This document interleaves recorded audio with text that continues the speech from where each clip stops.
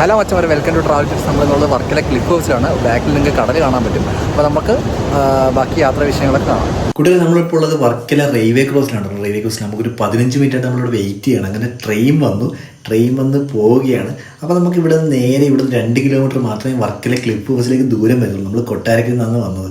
നമ്മൾ വരുന്ന ഞാൻ വിചാരിച്ചപ്പോൾ ഒരു ട്രെയിൻ മാത്രമേ ഉള്ളൂ. അങ്ങനെ ഒരു 10-15 മിനിറ്റോളം വെയിറ്റ് ചെയ്തു. അങ്ങനെ ഇരുന്നപ്പോൾ 2 ട്രെയിനാണ് ഇവിടെ പോകുന്നത്. 2 സൈഡിലേക്ക് 2 ട്രെയിൻ പോകുന്നുണ്ടായി. ഏറ്റവും കൂടുതൽ മെയിൻ റൂട്ട് ആയതുകൊണ്ട് തന്നെ നല്ല ട്രെയിനും കാര്യങ്ങളും ഒരുപാട് പോകുന്ന റൂട്ടാണ്. അങ്ങനെ നമ്മൾ വർക്കല ക്ലിഫ് ഹൗസിലെത്തി. അവിടെ വണ്ടി പാർക്ക് ചെയ്തതിന് ശേഷം നമ്മൾ നടന്ന് ക്ലിഫ് ഹൗസിൻ്റെ എൻഡിലേക്ക് പോവുകയാണ് കേട്ടോ. പോകുന്ന വഴിക്ക് 2 സൈഡിലും നമുക്ക് കാഴ്ചകൾ വരുന്നുണ്ട്. ഒരുപാട് കാഴ്ചകളുണ്ട്. നമുക്ക് പോകുന്ന വഴിക്ക് കണ്ടു തന്നെ പോവാം. ലെഫ്റ്റ് സൈഡിൽ കാണുന്നതാണ് നമുക്ക് കടൽ വരുന്നത്. വർക്കല ക്ലിഫ് ഹൗസിൻ്റെ ഏറ്റവും മുകളിലാണ് നമ്മൾ ഉള്ളത് കേട്ടോ.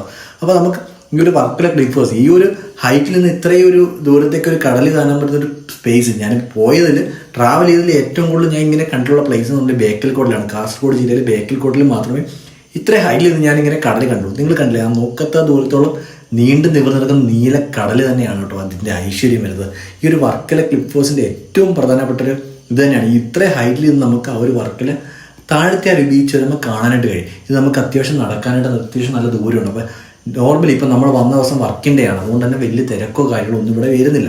അല്ലെങ്കിൽ ഇവിടെ നല്ല തിരക്കും കാര്യങ്ങളും വന്നേനെ. ഇപ്പം സൺഡേ ഒന്നുമല്ല, നമുക്ക് വർക്കിൻ്റെ ആണ്. സൺഡേക്ക് ആണെങ്കിൽ രാവിലെ തൊട്ട് രാത്രി വരെ നല്ല തിരക്ക് വരുന്നുണ്ട്. കണ്ടില്ല, ആ നോക്കത്ത ദൂരത്തോളം നീണ്ടു ദൂരത്തുന്ന ആഴക്കടൽ തന്നെയാണ് കേട്ടോ അതിൻ്റെ ഐശ്വര്യം വരുന്നത്. വർക്കല ക്ലിഫ് ഹൗസിലാണ് നമ്മളിപ്പോൾ ഉള്ളത്. കേരളത്തിലെ തിരുവനന്തപുരം ജില്ലയിൽ വർക്കല മുനിസിപ്പാലിറ്റിയിലെ വർക്കല എന്ന പ്ലേസിലാണ് ഈ വർക്കല ക്ലിഫ് ഹൗസും ബീച്ചും സ്ഥിതി ചെയ്യുന്നത്. അപ്പോൾ നമുക്ക് ഈ ഒരു വർക്കല ബീച്ചിനെ പാപനാശനം ബീച്ച് എന്ന് കൂടി പറയുന്നുണ്ട്. കാരണം ആ ഒരു പാപനാശനം ബീച്ച് എന്ന് പറയാനായിട്ടുള്ള കാരണം എന്ന് പറഞ്ഞാൽ ചരിത്രപ്രസിദ്ധമായ ജനാർദ്ദന സ്വാമി ക്ഷേത്രം സ്ഥിതി ചെയ്യുന്നത് വർക്കലയിലാണ്. അതുകൊണ്ട് തന്നെ എല്ലാ ദിവസവും ഇവിടെ ബലിയിടൽ കർമ്മങ്ങളും കാര്യങ്ങളും എല്ലാം നടക്കുന്നുണ്ട്. എല്ലാ ദിവസവും ചെയ്യാനായിട്ട് കഴിയും. ഇപ്പോൾ 2 ദിവസം കഴിഞ്ഞ് കഴിഞ്ഞാൽ കർക്കിടക വാവാണ്. അപ്പോൾ നോർമലി എല്ലാ അമ്പലവും നമ്മുടെ അടുത്തുള്ള അമ്പലങ്ങളിലെല്ലാം കർക്കിടക വാവിലേക്ക് നടക്കുന്നുണ്ട്. എന്നാൽ പോലും വർക്കലയിൽ എന്ന് പറഞ്ഞാൽ എല്ലാ ദിവസവും നിങ്ങൾക്ക് ബലിയിടാനായിട്ട് കഴിവുകളും എല്ലാം കഴിയും. ഞാനപ്പോൾ പോകുമ്പോൾ ഇതിൻ്റെ താഴെയാണ് നമുക്ക് ബലിയിടേണ്ട സൗകര്യങ്ങളിലൊക്കെ വരുന്നത്. അതുകൊണ്ട് നിങ്ങളെ ഞാൻ വീഡിയോയിൽ ഉൾപ്പെടുത്തി കാണിക്കുന്നതായിരിക്കും. കണ്ടില്ലേ, ആ ഒരു റൈറ്റ് സൈഡിൽ ഇപ്പോൾ കടകളെല്ലാം അടഞ്ഞു കിടക്കുകയാണ് കേട്ടോ. കാരണം വർക്കിൻ്റെ ആണ്, വലിയ തിരക്കോ കാര്യങ്ങളൊന്നും വരുന്നില്ല.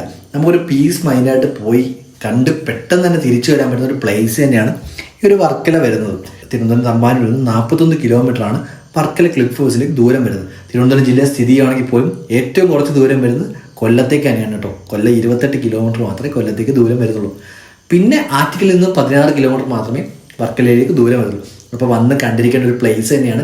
കേരളത്തിലെ ഏറ്റവും സുന്ദരമായ ബീച്ചുകളിൽ ഒന്ന് തന്നെയാണ് കേട്ടോ വർക്കല ബീച്ച് വരുന്നത്. ഇതിനടുത്ത് കാപ്പിൽ ബീച്ച് വരുന്നുണ്ട്. അതും നിങ്ങൾ തീർച്ചയായിട്ടും കണ്ടിരിക്കേണ്ട ഒരു പ്ലേസ് തന്നെയാണ്. അപ്പോൾ നമ്മുടെ വീഡിയോയിൽ കാപ്പിൽ ബീച്ച് കൂടി ഞാൻ കാണിക്കുന്നതാണ് കേട്ടോ. അപ്പോൾ മുന്നോട്ട് തന്നെ പോയി. ഇത് നമ്മൾ വർക്കല ക്ലിഫ് ഹൗസിൻ്റെ എൻഡിലാണ് കേട്ടോ നിൽക്കുന്നത്. ലെഫ്റ്റ് സൈഡിൽ ഒരുപാട് പാടങ്ങളും കാര്യങ്ങളും പൂക്കളുടെ പാടങ്ങളും കാര്യങ്ങളൊക്കെ കാണാനായിട്ട് കഴിയും. കണ്ടില്ല, ആ നീണ്ടു തീർന്ന് നടക്കുന്ന പാടം തന്നെ.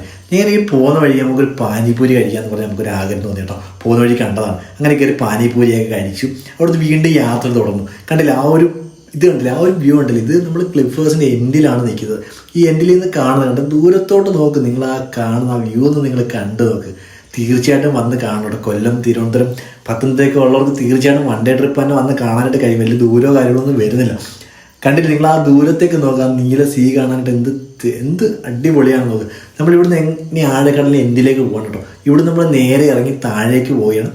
താഴേക്ക് പോകുന്ന വഴി നമുക്ക് ആ വ്യൂവും കാര്യങ്ങളൊക്കെ കണ്ടു പോകാനായിട്ട് തന്നെ കഴിയും. നമ്മളിപ്പം ലാസ്റ്റ് ഇയർ ഇപ്പോൾ ന്യൂ ഇയറിന് ഞാൻ ഇവിടെ തന്നെയാണ് ക്ലിഫ് ഹൗസിലാണ് വന്നത്. കാരണം ഫോർട്ട് കൊച്ചിയിലാണ് എല്ലാ വട്ടം പോയിക്കൊണ്ടിരുന്നത്. അപ്പോൾ ഈ വട്ടം പാപ്പാജി കത്തിക്കുന്ന പരിപാടിയൊന്നും ഇല്ലാത്തതുകൊണ്ട് നേരെ നമ്മൾ വർക്കലയിലോട്ട് പോകുന്നു. വർക്കലയിലായിരുന്നു പരിപാടിയൊക്കെ.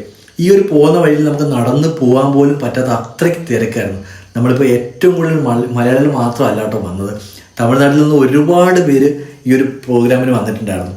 ന്യൂ ഇയറിനാലും ഇപ്പോൾ തന്നെ ഒരുപാട് പേര്, ഏറ്റവും കൂടുതൽ ആൾക്കാർ തമിഴന്മാർ തന്നെയാണ് ഇവിടെ നിൽക്കുന്നത്.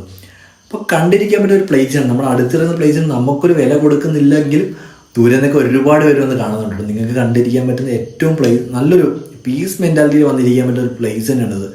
അങ്ങനെ നമ്മൾ താഴേക്ക് നടക്കുക. ഇവിടുന്ന് കുറച്ച് ദൂരം നടന്നു കഴിയുമ്പോൾ ദൂരെ നമുക്ക് കടൽ കാണാനായിട്ട് കഴിയുന്നുണ്ട്. ഇപ്പോൾ തന്നെ ആ ദൂരെ കാണുന്നതാണ് ഇവിടെ കടൽ വരുന്നത്. അതിൻ്റെ താഴേക്കാണ് നമ്മൾ പോകുന്നത്. ഇവിടെ നമുക്ക് ഇറങ്ങി കുളിക്കാനും ഇടയ്ക്ക് ജസ്റ്റ് ഒന്ന് ഇറങ്ങാനൊക്കെ ആയിട്ടുള്ള സ്പേസും കാര്യങ്ങളൊക്കെ ഇവിടെ വരുന്നുണ്ട്. നോർമലി എല്ലാ കടലിനെ കൂട്ടി നമുക്ക് ഇറങ്ങാൻ പറ്റാത്ത അവസ്ഥയൊന്നുമില്ല.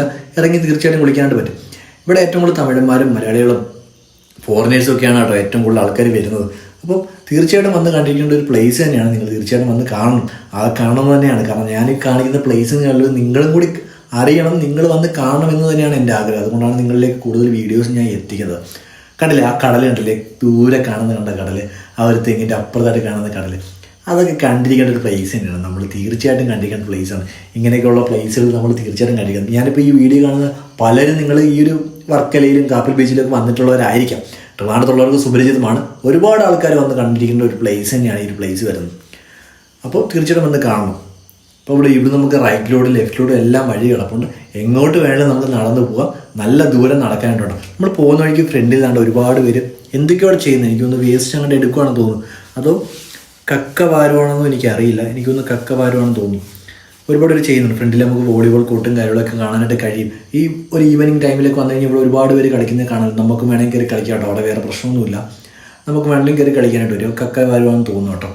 കേട്ടോ ആ ദൂരെ കാണുന്ന ഒരു ഓലമേഞ്ഞ കുടിലെ കാണാനായിട്ട് ആ ഒരു ബീച്ച് റിസോർട്ടാണ് കേട്ടോ. ബീച്ച് റിസോർട്ടൊക്കെ കാണാനായിട്ട് എന്ത് രസമാണെന്ന് നോക്കി കണ്ടോ. ഇവിടെ എഴുതി വെച്ചിട്ടുണ്ട്. ഇപ്പോൾ നമുക്ക് 2 ദിവസമായിട്ട് നല്ല മഴയും കാര്യങ്ങളൊക്കെ ആയതുകൊണ്ട് ഒരുപാട് കടൽ നല്ല പ്രക്ഷോഭത്തിലാണ്. അപ്പം ഇറങ്ങി കുളിക്കരുതെന്നുള്ള സേഫ്റ്റി ബോർഡാണ് വെച്ചേക്കുന്നത്. ലൈഫ് ഗാർഡും കാര്യങ്ങളൊക്കെ ഇവിടെ ഉണ്ട്.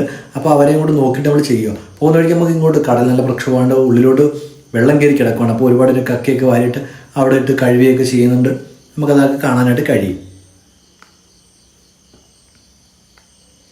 ഇവിടെ ഹോസ്പിറ്റലൊക്കെ വരുന്നുണ്ട്. വർക്കല ഹോസ്പിറ്റലൊക്കെ ഇവിടെ അടുത്ത് വരുന്നുണ്ട് കേട്ടോ. അപ്പോൾ അതായിട്ട് നമുക്ക് കാണാനായിട്ട് കഴിയും. അവിടെയാണ് കേട്ടോ ബലി ഇടുന്നത്. ഞാൻ പറഞ്ഞില്ലേ ജനാർദ്ദന സ്വാമി ക്ഷേത്രത്തിൻ്റെ അടുത്ത് വരുന്നുണ്ടാണ്. ഇവിടെ ഒരുപാട് ഒരു ബലി വന്ന് ഇടുന്നുണ്ട്. അപ്പോൾ ആ ഒരു കൊണ്ട് കളയുന്ന ഒരു ഇതൊക്കെയാണ് ഇപ്പോൾ പ്രാവും കാര്യങ്ങളൊക്കെ കഴിക്കുന്നത് കേട്ടോ. അറബിക്കടലിനോട് ചേർന്ന് പാറക്കെട്ടുകൾ കാണപ്പെടുന്ന തെക്കൻ കേരളത്തിലെ ഏക പ്ലേസ് ആണ് കേട്ടോ വർക്കല ബീച്ച് വരുന്നത്. അങ്ങനെ നമ്മൾ മുൻപോട്ട് നടക്കുകയുണ്ട്. അങ്ങനെ നമുക്ക് ഫ്രണ്ടിലൊരു ഡോൾഫിനെ കാണാൻ കഴിഞ്ഞു. അങ്ങനെ ഡോൾഫിൻ്റെ അടുത്തേക്ക് പോയി നോക്കിയപ്പോഴാണ് അത് കുപ്പികൾ കൊണ്ടാണ് കേട്ടോ, പ്ലാസ്റ്റിക് കുപ്പികൾ കൊണ്ടാണ് അവിടെ നിർമ്മിച്ചിരിക്കുന്നത്. അത് ഉണ്ടാക്കിയവൻ ഇരിക്കട്ടെ കുതിരപ്പോവാൻ. അങ്ങനെ നമ്മൾ മുമ്പിലേക്ക് പോയപ്പോൾ കളരിയുടെ ഒരു ചിത്രമൊക്കെ കാണുകയുണ്ട്. ഇവിടെ ഒരുപാട് ബീച്ച് റിസോർട്ടുകൾ വരുന്നുണ്ട്. നിങ്ങൾ തീർച്ചയായിട്ടും കണ്ടിരിക്കേണ്ട ഒരു പ്ലേസ് തന്നെയാണ്. സുഹൃത്തുക്കളെ, നിങ്ങൾ ആദ്യമായിട്ടാണ് നമ്മുടെ ചാനൽ ട്രാവൽ ടെയിൽസ് കാണുന്നുണ്ടെങ്കിൽ നിങ്ങൾ ലൈക്ക് ചെയ്യുക, ഷെയർ ചെയ്യുക, കമൻറ്റ് ചെയ്യുക, സബ്സ്ക്രൈബ് ചെയ്യുക കേട്ടോ. തീർച്ചയായിട്ടും നിങ്ങൾ സബ്സ്ക്രൈബ് ചെയ്യുക. ഇനിയും നിങ്ങളിലേക്ക് വീഡിയോ വരുന്നതായിരിക്കും.